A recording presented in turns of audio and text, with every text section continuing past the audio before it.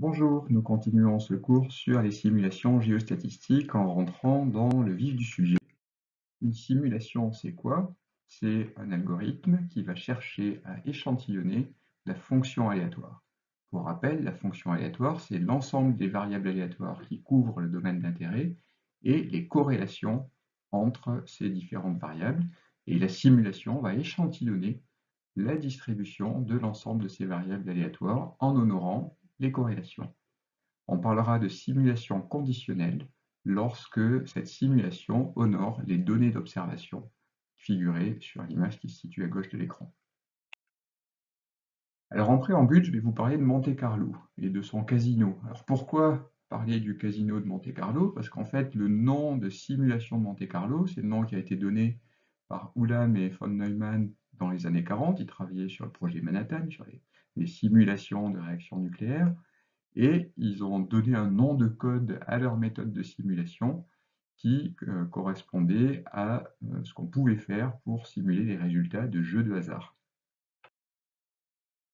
Exemple classique, vous avez une urne qui contient un ensemble de pilules bleues et des pilules rouges, et vous allez faire des tirages avec remise de K pilules bleues, et vous allez faire N tirages. Et ces tirages sont tous indépendants. Donc la fonction de masse, elle est donnée par la loi binomiale, d'accord, qui s'affiche en bas, et elle ressemble à la distribution qui s'affiche en bas à droite de votre écran. Si vous voulez faire une simulation numérique du résultat de cette expérience de tirage indépendant avec remise, comment allez-vous faire? À partir de la densité de probabilité de cette fonction de masse, donc, vous ne pouvez pas directement échantillonner les valeurs.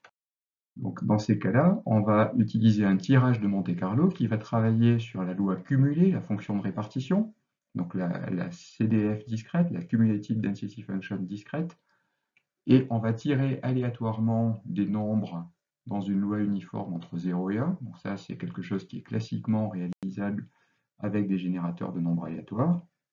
Et on va inverser cette fonction de répartition pour trouver les valeurs. Et donc, ces points vont correspondre à des réalisations de la variable aléatoire qui nous donne le nombre de fois où on va tirer une pilule bleue dans notre ensemble de pilules. Okay, donc on peut afficher ces réalisations maintenant sur la PDF discrète, et ces réalisations vont être beaucoup plus fréquentes quand la densité ou la fonction de masse ici, comme on est sur un cas discret, sera plus élevée. Un autre exemple d'application de Monte-Carlo qui est assez classique consiste à utiliser les tirages pour calculer la variable π. Donc dans ce cas-là, on va définir un carré de côté 1, par exemple, de côté C, un cercle de diamètre 2C, 2 fois C, et on va simuler aléatoirement un très grand nombre de points entre 0 et C en X et entre 0 et C en Y.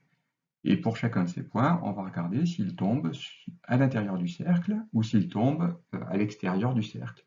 Et donc en comptant le ratio du nombre de points compris dans le cercle, compris sur le disque, et le nombre de points total, on peut avoir une approximation de la constante π.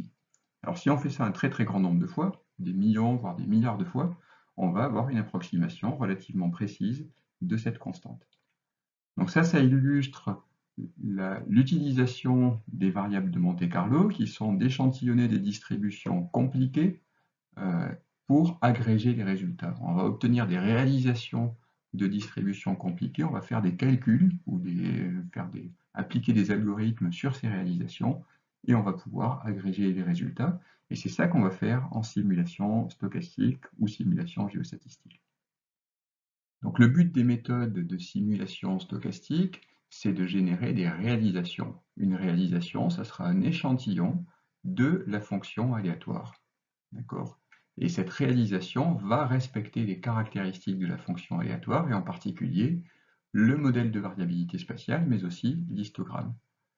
On a donc en paramètre d'entrée d'une simulation stochastique la loi de probabilité, donc la PDF, Probability Density Function, qui est la loi marginale, la distribution des valeurs de la fonction aléatoire quand on n'a aucune observation, le modèle de variabilité spatiale, donc typiquement le modèle de variogramme, mais on va voir que ça peut aussi être une image ou un autre modèle mathématique. Et puis, pour assurer la reproductibilité des résultats de la simulation, on s'appuie en général aussi sur une graine, une seed en anglais, qui va garantir la reproductibilité du résultat. Donc pour une même graine, on va générer une série de nombres aléatoires et faire des échantillonnages de Monte-Carlo, et la série sera unique pour une graine donnée. Donc on va avoir une reproductibilité, on parle de nombres aléatoires, de nombres pseudo-aléatoires, pseudo-random number generation en anglais. Cela nous garantit qu'on a toutes les réalisations d'une méthode de simulation qui ont la même chance d'apparaître, et donc elles vont toutes être gérées équiprobables, et on espère que parmi l'ensemble de ces réalisations, il y en aura certaines qui seront proches de la réalité, même si on sait pertinemment que certaines seront très éloignées de la réalité. On sait que tous les modèles sont faux, mais que certains sont utiles, pour paraphraser George Box. Il est donc important de ne pas considérer une seule réalisation, mais de considérer l'ensemble des réalisations. Donc, comme pour le calcul de pi, on ne va pas calculer pi uniquement à partir d'un point, on va calculer pi à partir d'un grand nombre de points, et pour les calculs géostatistiques, il va falloir faire la même chose, regarder un grand nombre de réalisations. Alors, il y a toujours la question de savoir jusqu'où il faut aller, combien de réalisations il faut considérer. On ne va pas rentrer trop dans ce sujet-là, on va d'abord essayer de comprendre comment marche la simulation. Alors, il y a beaucoup d'algorithmes qui existent pour faire ces simulations.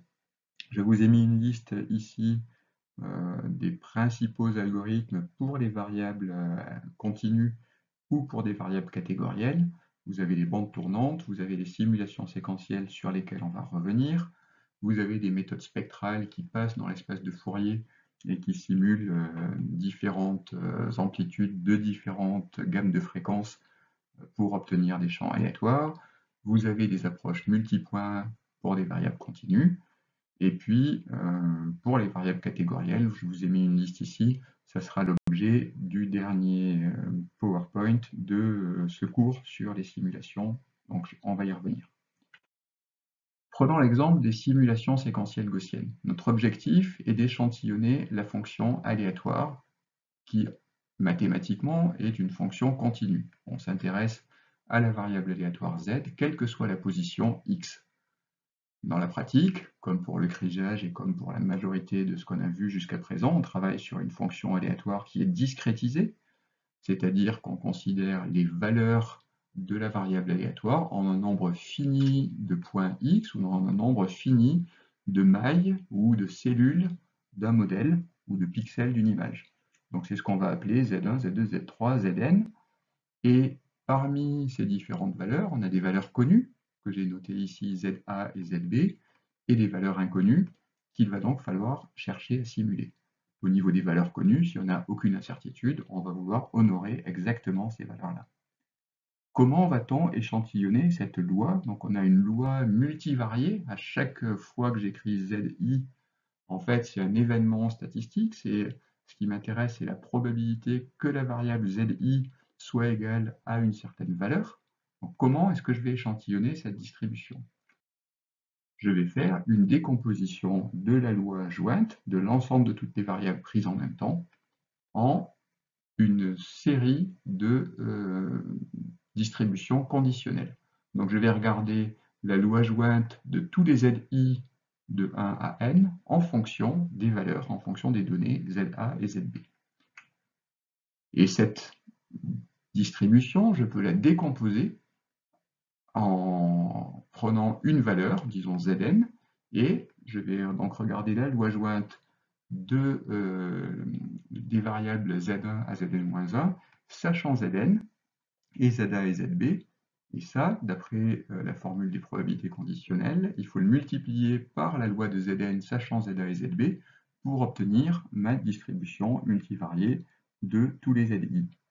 D'accord? Et donc, il y a une première formule qui est un peu plus compliquée, mais qui a un terme qui est simple à évaluer, parce qu'en fait, P de Zn sachant Za et Zb, c'est une distribution simple que je sais calculer, par exemple, en utilisant le crigeage. Le crigeage va me donner l'espérance conditionnelle et la variance conditionnelle de la variable Zn, connaissant Za et Zb, donc connaissant les données. Donc je vais pouvoir réaliser un crigeage, je vais chercher le voisinage de Zn, je vais prendre toutes les données qui sont dans le voisinage, je vais obtenir la moyenne conditionnelle et la variance conditionnelle, et je vais faire l'hypothèse que la variable suit une distribution gaussienne, d'où le nom, simulation séquentielle gaussienne. Et grâce à l'échantillonnage de Monte-Carlo, je vais prendre la loi cumulée, donc la CCDF, ici on affiche que la CPDF, la densité conditionnelle de la variable, Zn.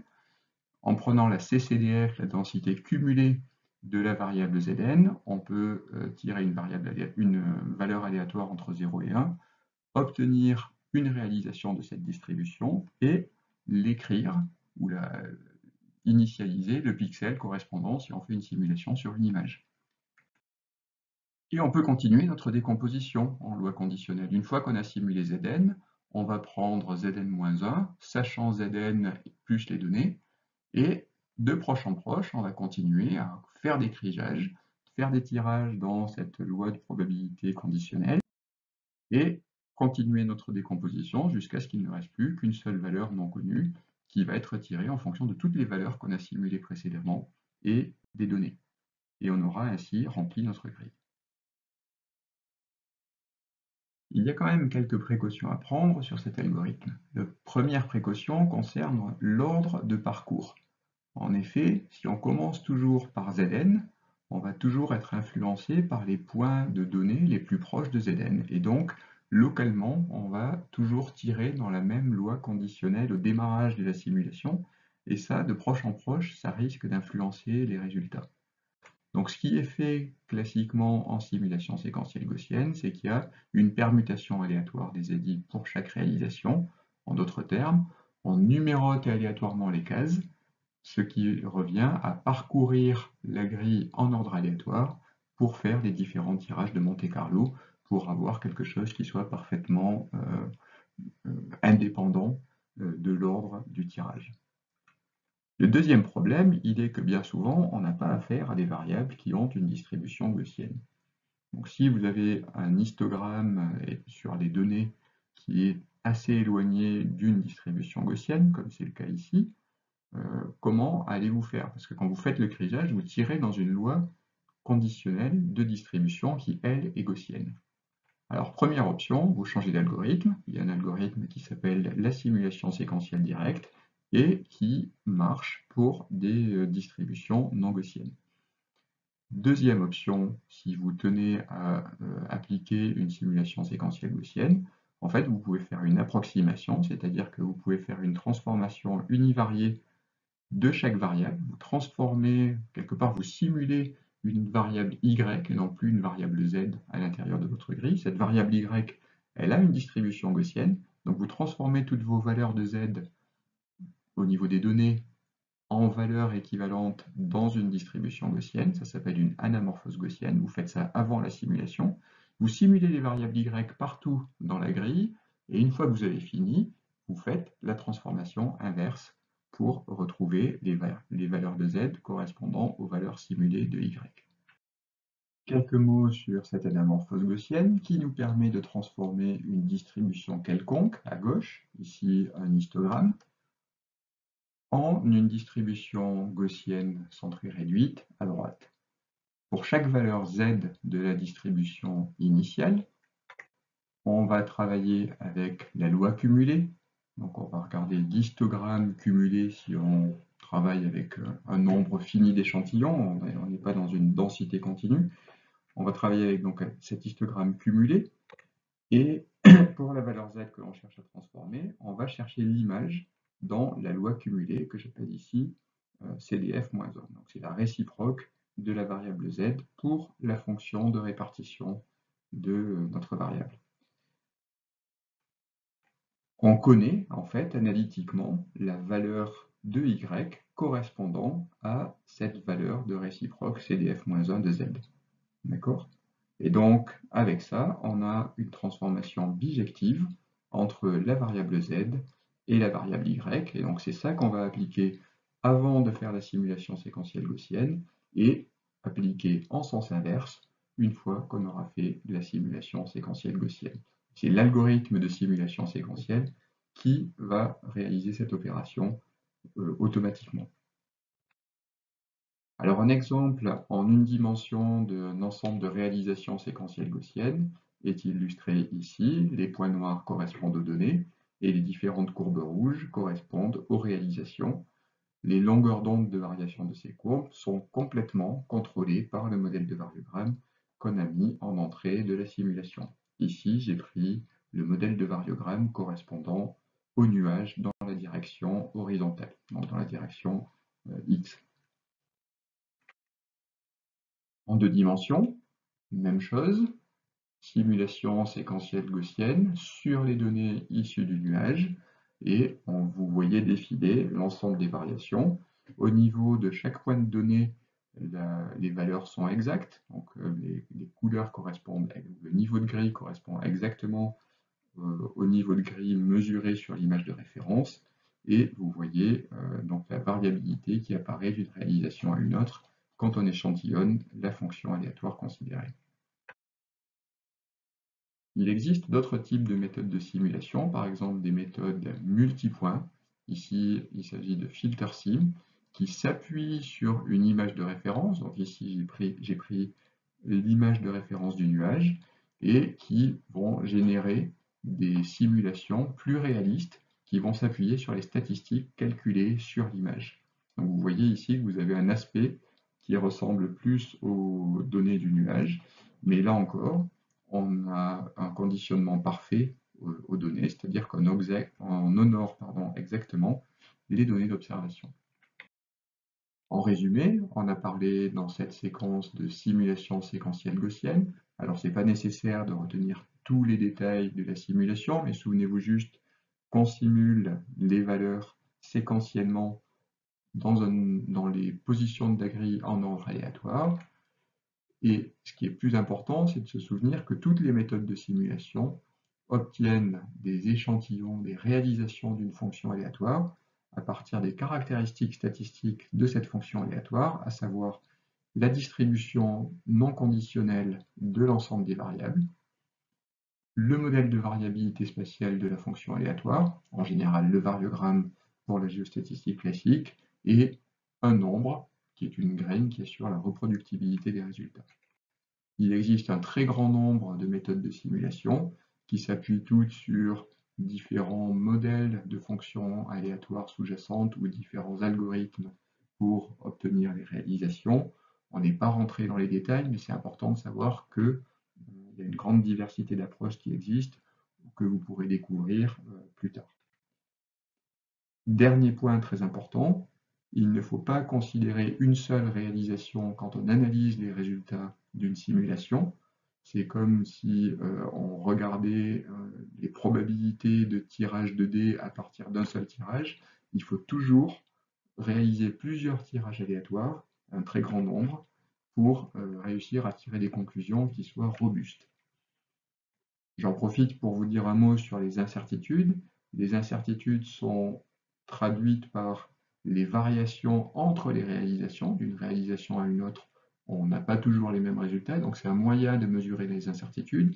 Mais il y a d'autres sources d'incertitudes quand on modélise un domaine, les variations de paramètres de simulation, et même le choix du modèle mathématique conceptuel ou de l'algorithme de simulation qui va avoir un impact sur le résultat. Donc les incertitudes ne s'arrêtent pas aux variations qui existent d'une réalisation à une autre pour un ensemble de paramètres fixés.